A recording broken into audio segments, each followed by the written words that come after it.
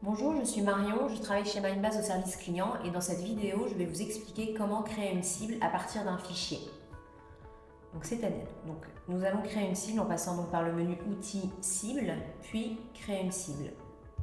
Donc là, en l'occurrence, ce qu'on va faire aujourd'hui, c'est vraiment créer une cible à partir d'un fichier d'email MD5 qu'un partenaire m'aurait fourni par exemple, et sur lequel je souhaiterais donc contacter les abonnés en commun sur ma base de données et présents dans son fichier. Donc c'est vraiment les emails communs qu'on va cibler. À savoir que lorsque l'on crée une cible de type cible par fichier, aucune insertion d'email ne va être faite en base de données. Donc il faut vraiment se mettre en tête qu'on va juste cibler les emails communs. Donc là, cette cible, nous allons la nommer cible par fichier MD5. Nous sélectionnons le type cible, créer une cible d'envoi. Comme toujours, lorsque l'on crée une cible, le champ état de l'abonné est égal à abonné, donc ce qui nous va très bien. Nous allons surtout laisser ce critère. Et ensuite, nous allons aller donc ajouter un filtre qui sera un filtre à partir d'un fichier. Ici, je vais pouvoir importer mon fichier, donc soit via mon ordinateur, soit en allant chercher le fichier sur le SFTP si vous l'avez préalablement déposé sur le SFTP. En l'occurrence, moi, je vais aller le chercher sur mon ordinateur.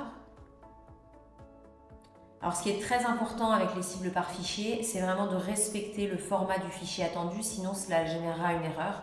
Donc, les conditions sont rappelées sur l'écran, c'est-à-dire le format du fichier, donc TXT ou CSV, le fait qu'il soit encodé en ANSI ou UTF-8, et enfin qu'il soit avec une seule colonne et surtout sans en-tête. Donc, si vous importez des emails, il ne faut pas l'en-tête email, vraiment c'est une colonne sans en-tête.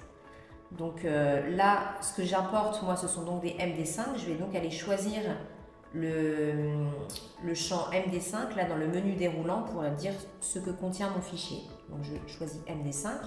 On voit bien que ça va qu'il n'y a pas d'erreur. Si j'avais choisi, par exemple, ici, chat 256, on voit bien que le format ne correspond pas à ce qui est contenu dans mon fichier. J'ai donc une erreur qui s'affiche. Donc je reprends bien mes MD5 et je valide. Et voilà, la cible est donc créée. Donc là, on peut constater que les deux seuls critères sont état de l'abonné égal abonné et est présent dans le fichier import MD5.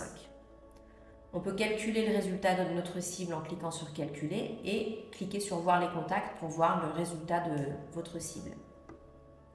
Enfin, vous pouvez enregistrer et quitter et votre cible est créée.